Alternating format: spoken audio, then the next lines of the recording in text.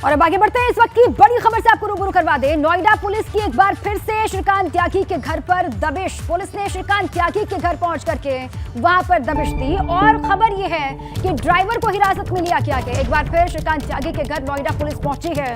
खबर ये, श्रीकांत त्यागी के ड्राइवर को हिरासत में लिया गया। श्रीकांत त्यागी के ड्राइवर सुरेंद्र को हिरासत में लेने की खबर है।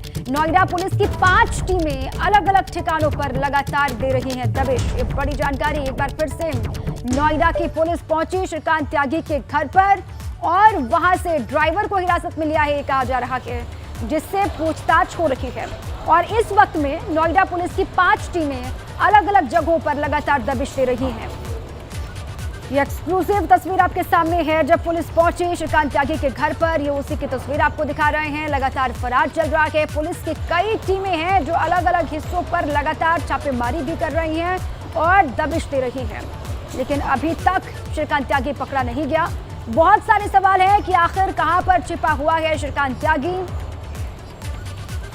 ये तस्वीर आपको हम दिखा रहे हैं। ड्राइवर को हिरासत में लिया गया है, उससे लगातार होगी पूछताछ। इसी पर हमारे साथी अंकित जुड़ चुके हैं फोन लाइन पर अधिक जानकारियों के साथ। अंकित, नोएडा पुलिस पहुंचे है श्रीकांत त्यागी के घर पर और श्रीकांत त्यागी तो नहीं मिला, ड्राइवर को हिरासत में लिया है, ऐसी जानकारी है। क्या डिटेल्स है, बताएं अंकित। जी देखिए, आपको बता दूं, अब से कुछ देर पहले ही जो नोएडा पुलिस है दोबारा श्रीकांत त्यागी के घर पर पहुंची थी, जहां पर आपको बता दें जो सुरेंद्र नाम का जो ड्राइवर है उसके हिरासत में लिया गया। इससे पहले आपको बता दूं कि जो श्रीकांत त्यागी की पत्नी है अन्नू, वह पुलिस कस्टडी में थी, जिसके बाद उनको अब मकान में ही नजरबंद हाउस अरेस्टिंग कर दिया। जिसके बाद जो अभी ओमैक्स सोसाइटी में बात करें तो जो उनकी पत्नी है उनको पुलिस से सुरक्षा में कस्टडी में रखा गया। तो कुछ ऐसे पुलिस के पास कुछ ऐसे क्लू मिले थे पुलिस को, जिसको लेकर जो सुरेंद्र है उसको हिरासत में लेने के बाद वह ओमैक्स सोसाइटी पहुंची थी। और पहुंचने के बाद जो उनकी पत्नी और जो ड्राइवर था उनको आमने सामने बिठाकर, सूत्रों की माने तो आमने सामने बिठाकर कुछ काफी सवालों के जवाब तलब करा गया, जिसमें जो श्रीकांत त्यागी क्योंकि फरार चल रहा है उसी के चलते इसी से जोड़ते हुए इस पूरे मामले को पुलिस ने जो उनकी पत्नी और ड्राइवर दोनों को आमने सामने बिठाकर पूछताछ की है। पूछताछ करने के बाद दोबारा जो सुरेंद्र है उसको वापस लेकर चले गई। आपको बता दूं कि श्रीकांत त्यागी को पकड़ने को लेकर पुलिस द्वारा जगह जगह छापेमारी का दौर जारी है। नोएडा नहीं, नोएडा सहित हापुड़, बुलंदशहर, मेरठ सहित लखनऊ तक के जो पुलिस है छापेमारी कर रही है। जो मिलने वाले रिश्तेदार हैं उनके सूत्रों की माने तो फोन भी ट्रैक करे जा रहे हैं, लेकिन अभी तक श्रीकांत त्यागी पुलिस की गिरफ्त से दूर है। तो उसी पर चलते पुलिस द्वारा जो है छापेमारी का दौर जारी है। वहीं सुरेंद्र से कुछ ऐसे पुलिस को क्लू मिले हैं जिसके चलते पुलिस जो आगे की उससे जो जानकारी मिली होगी उसके आधार पर आगे बढ़ा जाएगा और भी पड़ताल होगी। सबसे बड़ा सवाल ये कि आखिर कहां पर छिपा हुआ है श्रीकांत त्यागी। शुक्रिया आपका अंकित, पूरी जानकारी के लिए। आप लगातार नजर बनाए रखें। अब चलिए आगे बढ़ते हैं। शामली से बड़ी खबर है। बदमाशों की सरेआम पेट्रोल पंप पर गुंडाई देखने को मिली है। लाठी डंडों से लैस युवकों ने जमकर युवक को पीटा है। शामली से बड़ी जानकारी। बदमाशों की सरेआम पेट्रोल पंप पर गुंडागर्दी को देख लीजिए आप। लाठी डंडों से लैस युवकों ने युवक को जमकर पीटा और ये पूरी मारपीट की जो घटना है वो सीसीटीवी कैमरे में कैद हो गई है। घायल सेल्समैन को सीएससी में भर्ती करवाया गया है। किस तरीके से यहाँ पर दबंगई देखी जा रही है। बदमाशों की सरेआम पेट्रोल पंप पर एक गुंडागर्दी है। यहाँ पर आते हैं और इस तरीके से मारपीट करते हैं, सेल्समैन को पीटते हैं और फिर वहां से निकल जाते हैं। सेल्समैन की हालत गंभीर है, अस्पताल में भर्ती उसको करवाया गया है। जो मारपीट पेट्रोल पंप पर हुई वो पूरी मारपीट की तस्वीरें सीसीटीवी कैमरे में कैद हो गई। अब इन तस्वीरों के माध्यम से पुलिस कर रही है पड़ताल। एक पहली तस्वीर है जब पेट्रोल पंप पर सरेआम गुंडाई हुई और दूसरी तस्वीर आपको दिखा रहे हैं घायल सेल्समैन की। हाथ पैर में चोट है और ये तस्वीर आपके सामने है। वजह क्या रही है इसके पीछे, इसको लेकर पुलिस कर रही है पड़ताल। इस फुटेज के आधार पर पुलिस अपनी जांच आगे बढ़ा रही है।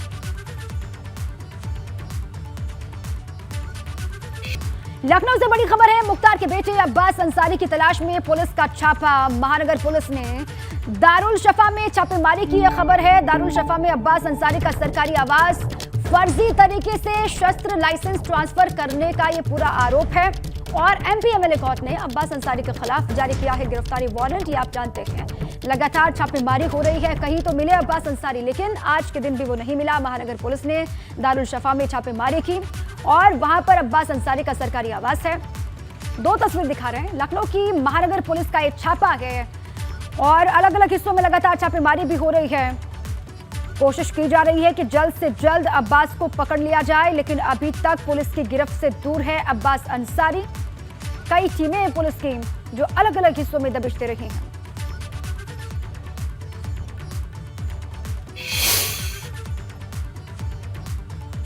और इधर कैबिनेट मंत्री राकेश सचान ने अपने ऊपर लगे तमाम आरोपों पर सफाई दी है। बीपी गंगा से एक्सक्लूसिव बातचीत में बोले कैबिनेट मंत्री राकेश सचान। उन्होंने कहा कि कुछ लोग गलत खबरें फैला रहे हैं और मैं न कभी भाग रहा हूं, मैं न कहीं जा रहा हूं और ना मैं कहीं पर जाऊंगा, मैं कल फिर कोर्ट में जाऊंगा।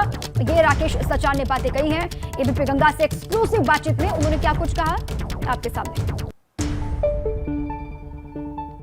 तो मैं न वहां से भागा था और भ्रामक प्रचार के बाद मैं इसलिए कह रहा हूं कि तमाम जिम्मेदार नेताओं के द्वारा गिट्टी चोरी का मामला और कहीं इस पे भागे मंत्री भागे, सजा को सुन के भागे, तो ना मैं कहीं भागा था। मैं तो अपने भोगनीपुर विधानसभा क्षेत्र गया था, वहां जनता दरबार में रहा और उसके बाद कई कार्यक्रमों में रहा और आज भी हमने इसीलिए हम अपने घर पे हैं। ना मैं कहीं भागे थे, ना मैं कहीं भागने वाला हूं। और जो तमाम तरीके के आरोप लगे हैं इन्हीं के लेकर के मैं अपनी वकील के माध्यम से कल अदालत में जाकर के अपना पक्ष अदालत के सामने रखूंगा। जो भी अदालत का निर्णय होगा वो हमें मान्य होगा। तो कैबिनेट मंत्री राकेश सचान ने ये सफाई क्यों दी है आपको बताते हैं। दरअसल राकेश सचान 35 साल पुराने एक मामले में कोर्ट से दोषी करार होते हुए गायब हो गए। आरोप है कि मंत्री को कोर्ट सजा सुनाने ही वाला था, लेकिन वो भाग निकले। और आरोप ये भी है कि उनके वकील ने ऑर्डर कॉपी छीनने की भी कोशिश की। हालांकि ऑर्डर कॉपी छीनने की पुष्टि किसी ने नहीं की है, लेकिन कस्टडी में लेने से पहले ही मंत्री राकेश सचान भाग निकले। मामले ने तूल पकड़ा और ACMM 3 कोर्ट के पेशकार ने मंत्री राकेश सचान समेत 3 लोगों के खिलाफ कोतवाली थाने में FIR के लिए तहरीर दी है और पूरे मामले में पुलिस ने जांच पड़ताल अपने स्तर पर शुरू कर दी है। हमें डिस्ट्रिक्ट कोर्ट से एक लेटर मिला है एंड हम उस लेटर के कंटेंट से पूरी तरह से हमने कंटेंट को एग्जामिन किया है, हमने देखा है और हमने कंसर्न लोगों से बातचीत भी की है। चूँकि अभी इस कंटेंट में बहुत कुछ ऐसा है जिसको एग्जामिन करने की आवश्यकता है, जिसको इंक्वायर करने की आवश्यकता है। हम कोशिश कर रहे थे कि सारे लोग हमें अभी मिल जाएं, बट बहुत से ऐसे जो है स्टेक होल्डर्स हैं जिनके मोबाइल ऑफ हैं, बहुत से ऐसे लोग हैं जो अवेलेबल नहीं हो पा रहे हैं। राकेश सचान के बाद कैबिनेट मंत्री संजय निषाद भी कानूनी फेर में फंस गए हैं। गोरखपुर की CJM कोर्ट ने उनके खिलाफ गैर जमानती वारंट जारी किया है। उन्हें गिरफ्तार कर 10 अगस्त तक कोर्ट में पेश करने के लिए आदेश जारी हुए हैं। मामला 2015 का है। निषाद आरक्षण आंदोलन के दौरान उग्र होने पर संजय निषाद और कुछ अन्य लोगों पर मुकदमा दर्ज हुआ था। संजय निषाद के ऊपर भीड़ को भड़काने का आरोप है और इसको देखते हुए अब अदालत ने गोरखपुर की CJM कोर्ट ने गैर जमानती वारंट जारी कर दिया है।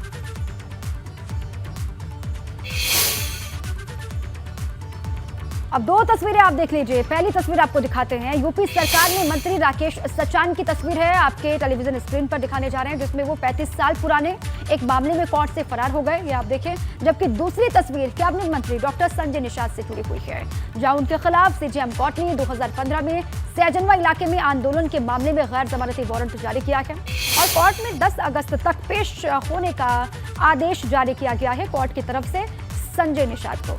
ये 2 तस्वीरें आपको हम दिखा रहे हैं। मुरादाबाद में महिला दरोगा से मारपीट हुई है। मामूली कहासुनी हुई और मामूली कहासुनी के बाद युवक ने मारपीट की है महिला दरोगा से। खबर है दरोगा से मारपीट का वीडियो सोशल मीडिया पर वायरल हो रहा है, ये आपके सामने है। मानसिक रूप से कमजोर बताया जा रहा है आरोपी, जिसने महिला दरोगा के साथ में मारपीट की है।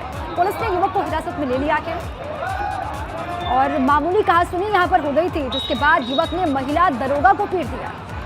मारपीट का वीडियो सोशल मीडिया पर लगातार वायरल है। मुरादाबाद में ये सब हुआ है। अब खबर यह है कि जिस युवक ने मारपीट की है वो मानसिक रूप से कमजोर है, ये तर्क दिया जा रहा है। गोरखपुर से खबर है। गोरखपुर में 2 पक्ष आपस में ऐसे भिड़े कि देखने वाले बस देखते रह गए। दोनों पक्षों के बीच जमकर कुश्तियां चली और इस मारपीट में 6 लोगों के घायल होने की खबर है और मारपीट का वीडियो भी सोशल मीडिया पर लगातार वायरल हो रहा है। देखिए आप, बताया जा रहा है कि अधिकारियों के सामने ही 2 पक्ष इस तरीके से भिड़ गए हैं और सब जो और लोग वहां पर मौजूद थे आसपास वो बस देखते रहे। एक दूसरे पर कुर्सियों की बरसात किस तरीके से कर रहे हैं हाथ में कुर्सी लेकर एक दूसरे पर किस तरीके से हावी हो गए हैं लोग, ये देखिए जरा। अधिकारियों के सामने ही ये सब यहाँ पर होता रहा। कहा यह जा रहा है कि अधिकारी वहीं पर मौजूद थे और अधिकारियों के सामने ही दो पक्ष आपस में भिड़ गए। काफी देर तक ये हंगामा यहाँ पर होता रहा। अब ये वीडियो सोशल मीडिया पर लगातार हो रहा है भाई। अब इस मारपीट की वजह क्या रही है, क्यों इस तरीके से यहाँ पर हंगामा बरपा, इसके बारे में भी और जानकारी इकट्ठा की जा रही है। लेकिन खबर ये कि इस पूरी मारपीट में हाथापाई में 6 लोग जख्मी हैं, अधिकारी वहां पर मौजूद। बड़ा सवाल ये कि अधिकारियों की मौजूदगी में ये सब हो रहा है। बरेली से बड़ी खबर है, एबीपी गंगा की खबर का बड़ा असर यहां पर हुआ है। महिला की पिटाई करने वाला भाजपा नेता जो खुद को बता रहा था जितेंद्र रस्तोगी गिरफ्तार हो गया है। बड़ी जानकारी, एबीपी गंगा की खबर का बड़ा असर यहां पर हुआ। महिला की पिटाई करने वाला भाजपा नेता, देखिए आप तस्वीर सलाखों के पीछे है। पुलिस ने जितेंद्र रस्तोगी को गिरफ्तार कर लिया है, घर से उसको उठा लिया।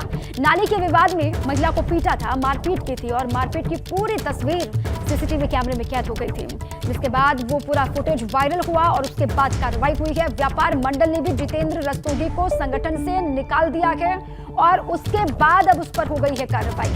एबीपी गंगा ने खबर प्रमुखता से दिखाई थी, महिला को किस तरीके से वो पीट रहा था, महिला के साथ में किस तरीके से मारपीट कर रहा था, खबर दिखाई। उसके बाद हुआ उसका एक्शन और सलाखों के पीछे है जितेंद्र रस्तोगी। बढ़ते हैं, खबर फिरोजाबाद से है। बारिश के बाद फिरोजाबाद शहर का बुरा हाल हो गया है। शहर का कोई भी ऐसा हिस्सा नजर नहीं आता है जहां जलभराव नहीं हुआ हो। लगातार 3 घंटे तक बारिश और उसके बाद ये तस्वीर आप देखिए, पूरा फिरोजाबाद शहर जलमग्न हो गया। हालात तो ऐसे बन गए हैं कि गली मोहल्लों से लेकर शहर की मुख्य सड़कों पर घुटनों तक पानी भर गया। शहर में चारों तरफ पानी पानी आपको नजर आ रहा होगा। इस तस्वीर को देख लीजिए, रेलवे ट्रैक के नीचे बने अंडरपास में पानी भर गया। ये 3 तस्वीरें आपको हम दिखा रहे हैं। इस पानी में ट्रैक्टर डूब गया है और मेडिकल कॉलेज के बाहर भी जलभराव की स्थिति पैदा हो गई। अस्पताल आने जाने वाले लोगों को तमाम परेशानियों का सामना यहाँ पर करना पड़ा। 3 तस्वीर फिरोजाबाद शहर में किस तरीके से हालात बन गए हैं। थोड़ी सी बारिश के बाद 3 घंटे की बारिश हुई और पूरा शहर डूब गया। 3 तस्वीर देखें, बाढ़ जैसे हालात यहाँ पर बने हुए हैं। मेडिकल कॉलेज कैंपस के बाहर भी जलभराव हो गया और जो मरीज हैं, जो तीमारदार यहाँ पर आ रहे हैं, उनको भी परेशानी का सामना करना पड़ रहा है। और देखिए, गोंडा में भी सरयू समेत कई ऐसी नदियां हैं जो उफान पर इस वक्त चल रही हैं। बारिश के बाद चादर और गिरजा बैराज से पानी छोड़ा जा रहा है, जिसकी वजह से गोंडा में सरयू नदी खतरे के निशान से 7 मीटर ऊपर बह रही है। वहीं 2 तहसील क्षेत्रों में बसे गांवों की मुश्किलें भी बढ़ रही हैं। हालांकि अधिकारी बांध और तटबंध का निरीक्षण लगातार कर रहे हैं। ये तस्वीर आपको हम दिखा रहे हैं। उफान पर नदियां और आसपास के जो लोग हैं, जो नदी के आसपास रहते हैं, सबसे बड़ा खतरा उनके लिए है। उफान पर सरयू नदी और उसके बाद की तस्वीर देखिए, कटान किस तरीके से हो रहा है। प्रशासन स्तर पर भी प्रशासनिक अधिकारी जो है लगातार लोगों से अपील कर रहे हैं कि ऐसे किनारों पर आप ना जाएं, अपने स्तर पर सावधानी बरतें। बाराबंकी में सरयू नदी का तांडव देखने को मिल रहा है। नदी किनारे के इलाकों में तेजी से कटान हो रहा है, जिससे लोगों में दहशत है, लोग डरे हुए हैं। कटान की वजह से लोग बेहद परेशान हैं। किसानों के खेत खलिहान, नदी के पास लगे पेड़ भी नदी में समा रहे हैं। तस्वीरें तहसील रामसनही घाट क्षेत्र की है, जहां सरयू नदी के किनारे बसे बसंतपुरा, पतरा, सेमरी गांव में तेजी से कटान हो रहा है। और बाढ़ प्रभावित लोगों का आरोप यह है कि बीते 2 दिनों से ही कटान की सूचना देने के बावजूद कोई भी जिम्मेदार अधिकारी यहां पर नहीं पहुंचा, लेकिन अधिकारी सब कुछ ठीक होने का दावा कर रहे हैं। जिले के अपर जिलाधिकारी राकेश कुमार सिंह का कहना है कि बाढ़ चौकियों को अलर्ट कर दिया गया है और जो लोग यहां पर परेशानी का सामना कर रहे हैं उन तक हर सहायता पहुंचाई जाएगी, ये प्रशासन का दावा है। नदी के कटान से दहशत में ग्रामीण है, किसान बहुत मायूस है क्योंकि खेत खलिहान बर्बाद हो रहे हैं कटान की वजह से, लगातार पानी बढ़ने की वजह से। और ये कहा जा रहा है कि प्रशासनिक अमले को कई दफा कहा गया, लेकिन सुनने को कोई भी तैयार नहीं है। एटा से खबर है, एटा में आज सुबह हुई हल्की सी बारिश से शहर पूरा जलमग्न हो गया। जगह जगह जलभराव की तस्वीरें सामने आने लगी हैं। सड़कों से लेकर घरों के अंदर तक पानी घुसा। इन तस्वीरों में आप देख सकते हैं कैसे हल्की सी बरसात में शहर पानी पानी हो गया, लेकिन इस बारिश ने एटा नगर पालिका के दावों की पोल खोल दी है। बरसात के पानी की निकासी की व्यवस्था न होने से पूरे शहर में जलभराव की समस्या खड़ी हो गई। आरोप यहां तक लग रहे हैं कि नगर पालिका परिषद ने बरसात से पहले नालों की सफाई तक नहीं करवाई, जिसकी वजह से लोगों को इस मुसीबत से 2-4 होना अभी पड़ रहा है। अंतरिक्ष में भारत ने बड़ी उड़ान भरी है। इसरो ने आज पहले स्मॉल सैटेलाइट व्हीकल को अंतरिक्ष में भेजने के लिए लॉन्च कर दिया है। इसरो के रॉकेट SSLV-D1 ने श्रीहरिकोटा के लॉन्च पैड से उड़ान भरी। तस्वीर भी आपको उसी की हम दिखा रहे हैं। और 500 किलोग्राम तक अधिकतम सामान ले जाने की क्षमता वाला ये रॉकेट एक पृथ्वी अवलोकन उपग्रह 02 को लेकर जा रहा है, जिसे लेकर माइक्रो सैटेलाइट 2A के नाम से इसको जाना जाता था। इसका वजन लगभग 142 किलोग्राम है और इसके साथ ही 750 छात्राओं ने जिस आजादी सेट को बनाया है उसे भी लॉन्च किया गया है। आपको ये भी हम बता दें कि SSLV उपग्रह 6 मीटर रिजोल्यूशन वाला एक इंफ्रारेड कैमरा भी लेकर जा रहा है। उस पर सरकारी स्कूलों की 750 छात्रों की तरफ से बनाया गया 8 किलोग्राम का आजादी सैटेलाइट भी है। स्पेस किड्स इंडिया के अनुसार इस परियोजना का महत्व यह है कि इसे स्वतंत्रता की 75वीं वर्षगांठ के अवसर पर आजादी के अमृत महोत्सव के तहत बनाया गया।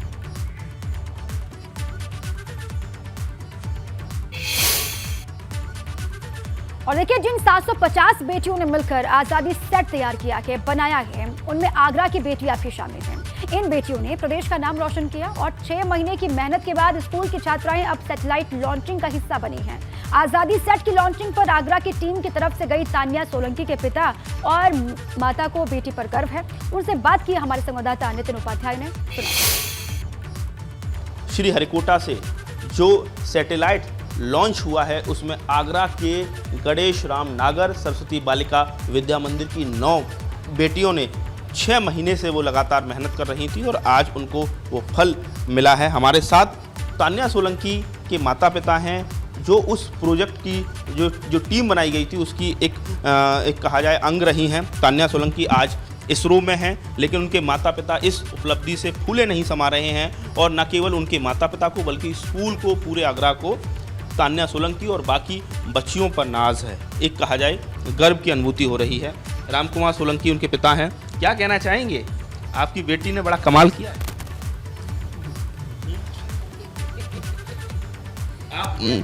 लेकिन चेहरा तो कह रहा है कि एक गर्व महसूस हो रहा है। जी, गर्व महसूस हो रहा है। जो 8 किलोग्राम का जो सैटेलाइट है उसमें सेंसर यूनिट से लेके इलेक्ट्रॉनिक्स से जुड़े हुए तमाम चीज़ें, तमाम टेक्नोलॉजी पर जो काम हुआ है वो यहाँ की ही इसी स्कूल की लैब में हुआ है। इसी स्कूल की लैब में हुआ है। कितने महीनों से आपकी बच्ची इस प्रोजेक्ट में जुड़ी? 6 महीनों से। 6 महीने से। हाँ, तो किस तरह का आप लोगों का सपोर्ट रहा है?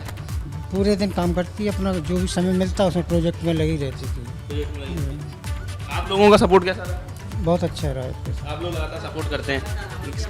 क्या नाम है मैडम आपका? अनीता सोलंकी। अनीता जी, क्या लग रहा है? एक छोटी सी बच्ची है, हाई स्कूल अभी पास किया है, 11th में आई है और ऐसे में पूरी 9 बच्ची हैं और ये कहा जाए कि बता रहा है कि भविष्य बहुत बेहतर है। जी, क्या कहना चाहेंगे आप उसके बारे में? अब क्या कहें, जो अंदर जो खुशी है ना वो निकल के ही नहीं आ पा रही है बाहर।